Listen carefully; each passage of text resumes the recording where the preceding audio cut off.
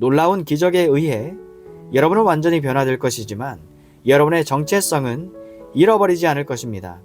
여러분의 정체성은 보존될 것입니다. 여러분 자신이 부활체가 되어 구원이 완성될 것입니다.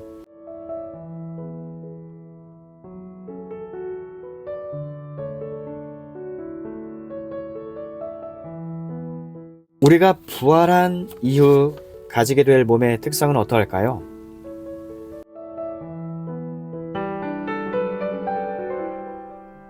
부활체의 본질. 다음 질문입니다. 우리가 말하고 있는 이 부활체의 본질은 무엇입니까? 우리가 말할 수 있는 것이 몇 가지 있습니다. 하나는 성경이 우리의 정체성은 보존될 것이라고 매우 분명하게 말한다는 것입니다. 우리의 정체성은 보존될 것이다. 내 몸은 언제나 나의 몸으로 인식할 수 있을 것입니다. 그것은 우리 주님이 다락방에서 제자들에게 하신 말씀과 같습니다. 내 손과 발을 보고 나인 줄 알라. 누가복음 24장 39절. 영원 무궁토록 저는 저 자신으로, 여러분은 여러분 자신으로 존재할 것입니다. 또 하나의 대단히 명백한 가르침은 땅에 묻힌 몸과 부활한 몸 사이에 유기적인 연관이 있으리라는 것입니다. 고린도전서 15장에서 땅에 씨를 심는 것에 대한 바울의 논증은 이것을 입증하는 절대적 증거입니다. 땅에 뿌려진 곡식의 씨와 거두어들인 곡식 사이에는 유기적 연관이 있습니다. 하지만 잠깐만요. 어떻게 그것이 가능합니까? 하고 혹자는 묻습니다. 화장에서 재를 뿌려 바람에 날려버린 사람의 경우는 어떻게 되는가요? 사람들은 이 입자들이 어디선가 다 모아질 것이라고 믿어야 하느냐고 물으면서 부활 교리를 조롱하려 합니다. 하지만 어떤 사람들은 이미 다른 생명체에게 넘어가거나 짐승들에게 먹히지 않았나요? 하고 그들은 묻습니다.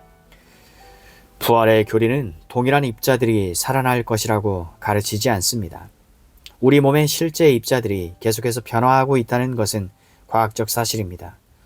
어떤 사람들은 우리 몸이 7년마다 완전히 바뀐다고 가르칩니다. 우리는 몸의 세포들이 끊임없이 파괴되고 분해된다는 것을 압니다. 20년 전에 가지고 있던 입자는 이제 내 몸에 하나도 남아있지 않습니다. 이것은 명백한 사실입니다. 하지만 나는 똑같은 몸을 가지고 있습니다. 같은 입자로 구성되어 있는 것은 아니지만 같은 몸입니다. 그뿐 아니라 어린아이를 생각해 보십시오. 똑같은 사람이 80대가 되었다고 생각해 보십시오. 여러분은 인식하지 못하겠지만 그것은 동일한 몸입니다. 입자들은 분명 동일하지 않으며 같은 방식으로 배열되어 있지도 않지만 몸은 동일합니다. 이 예화는 몸의 부활이 무엇을 의미하는지 알 수 있게 해준다고 생각합니다. 몸은 입자의 견지에서 생각해야 합니다. 바울은 그것을 혈과 육이라고 표현했습니다. 물질주의적 의미로 생각하지 마십시오. 내 몸을 내 몸으로 만드는 것은 물질이 아닙니다. 몸은 어떤 의미에서는 입자들의 특정한 질서 내지 특정한 조직입니다. 그것이 제 몸을 제 몸으로, 여러분의 몸을 여러분의 몸으로 만드는 것입니다. 인간의 몸은 대단히 놀랍습니다. 몸을 궁극적인 구성 요소로까지 분해하면 모든 사람이 똑같습니다. 즉 혈과 육은 동일합니다. 하지만 몸은 같지 않습니다. 몸에는 온갖 신기한 현상들이 존재합니다. 한 사람의 얼굴에서도 두 눈의 크기가 같지 않습니다. 눈꼬리에서 입술꼬리까지의 거리도 양쪽이 다릅니다. 이 모든 것이 나의 몸을 나의 몸으로 만듭니다. 이것은 동일한 입자가 계속 존재하는 것과는 상관이 없습니다. 몸은 정지 상태로 있는 것이 아닙니다. 그 구성 요소들은 끊임없이 변하지만 몸은 일정하게 유지됩니다. 지속되는 것은 바로 이것입니다. 성경이 몸의 부활을 주장할 때 단언하는 것도 바로 이것입니다. 부활체의 실제 구조에 대해서는 우리는 알지 못합니다. 성경은 말해주지 않습니다. 하지만 고린도전서 15장에 있는 바울의 논증은 분명 구성의 변화가 있을 것임을 말해줍니다.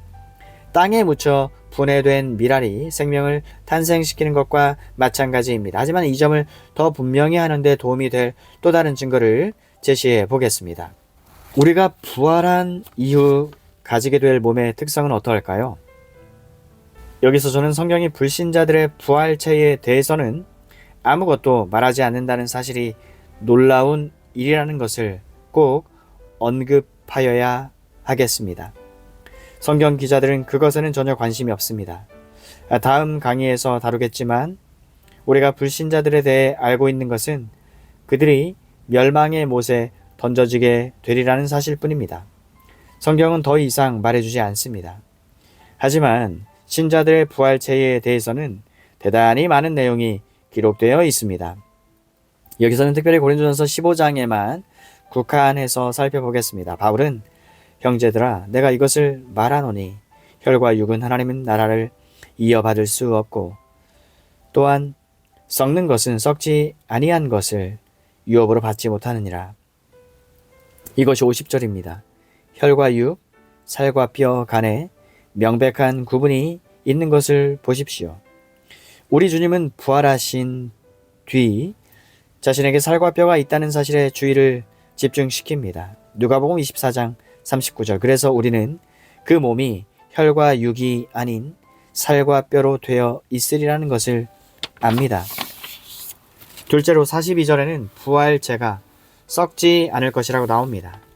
썩을 것으로 심고 썩지 아니할 것으로 다시 살며 부활체를 받게 되었을 때 나는 더 이상 병에 걸리지 않고 나이 먹지 않으며 죽지 않을 것입니다.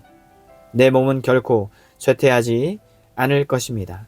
어떤 식으로든 결코 변화되지 않을 것입니다. 이 몸은 썩기 쉽습니다. 그 몸은 썩지 않을 것입니다. 얼마나 영광스러운 기대입니까? 세 번째는 부활체가 영광스러운 것이 되리라는 것입니다. 욕된 것으로 심고 영광스러운 것으로 다시 살아나며 43절. 빌립보서 3장 21절에 나오는 우리의 낮은 몸이라는 바울의 표현은 우리의 이 굴욕적인 몸이라고 번역할 수도 있습니다. 우리 몸에는 영광스러운 것이라고는 하나도 없습니다. 그렇지 않습니까? 우리는 육체적으로는 가련한 존재입니다. 그것은 죄의 결과입니다. 그렇습니다. 하지만 부활할 때 우리는 주님과 같이 될 것입니다. 그분의 영화된 몸과 같이 놀라운 영광스러운 몸을 가지게 될 것입니다. 네 번째는 부활체는 대단히 강력한 몸이 될 것입니다. 약한 것으로 심고 강한 것으로 다시 살아나며 43절. 이 또한 얼마나 멋진 일입니까? 저로서는 이보다 더 탐나는 것도 없습니다. 제가 설교할 때 가장 큰 장애물은 제 육체의 연약함입니다. 나에게 설교할 수 있는 육체가 있다면 저는 찰스 웨슬리의 다음과 같은 외침을 이해할 수 있습니다. 만입이 내게 있어 내 위대한 구속자를 찬양할 수 있다면 우리는 너무 약합니다. 너무 연약합니다. 하지만 몸은 강한 것으로 다시 살아날 것입니다. 권능으로 가득하고 연약함이라고는 조금도 없는 몸이 될 것입니다. 다섯째. 대단히 중요한 특징은 부활체가 영적인 몸이 되리라는 것입니다. 육의 몸으로 심고 신령한 몸으로 다시 살아나니 육의 몸이 있은즉 또 영의 몸도 있느니라. 44절. 바울은 무엇을 말하고 있습니까? 육의 몸과 영의 몸의 차이는 무엇입니까? 지금까지 제가 강조했던 것처럼 여기서 신령한이라는 말이 몸이 전혀 없다는 의미는 아니라는 걸 기억하시기 바랍니다. 몸은 있을 것입니다. 하지만 그것은 육의 몸이 아니라 영의 몸일 것입니다. 육의 몸은 동물적 본성의 특징을 지니고 있습니다. 우리는 동물과 관련되어 있습니다. 우리의 자연적 본성은 동물이며 그것은 우리가 이 세상에서 사는 삶입니다. 우리는 이 세상에 사는 영혼이며 그 영혼의 관계들 속에서 살아갑니다. 그래서 이 세상에서는 육의 몸이 필요하고 우리는 그 몸을 받습니다. 하지만 영광스러움에 들어갈 때 우리는 신령한 영역에 있을 것이며 거기에서는 신령한 몸을 받을 것입니다. 앞에서 보았듯이 우리 주님이 7 형제와 한 여자에 대해 사두개인들에게 답하셨을 때 동물적인 것과 신령한 것 사이의 차이 한 가지를 설명하셨습니다. 예수께서 대답하여 이르시되 너희가 성경도 하나님의 능력도 알지 못하는 거로 오해하였도다.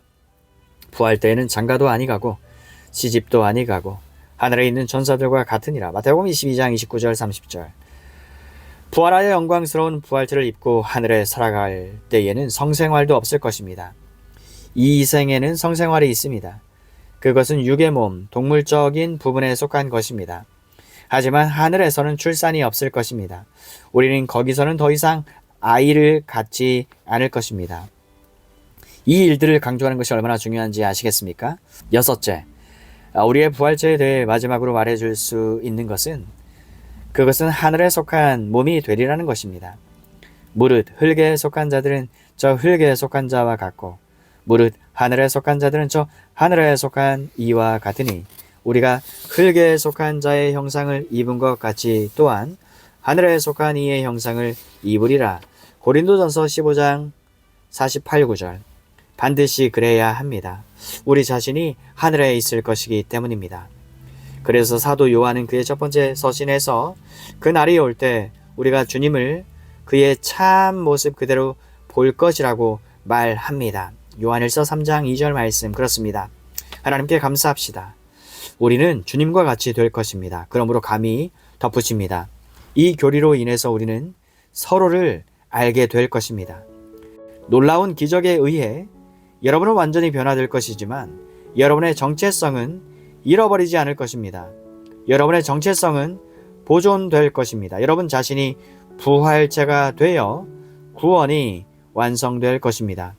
여러분의 영혼은 이미 구원받았습니다. 그때에는 몸도 완전하게 구속받을 것입니다. 전인이 완전히 죄악에서 해방됩니다. 오 복된 날이로다. 오 영광스러운 날이로다. 놀라운 구속이여 귀하신 구속자시여 할렐루야 아멘.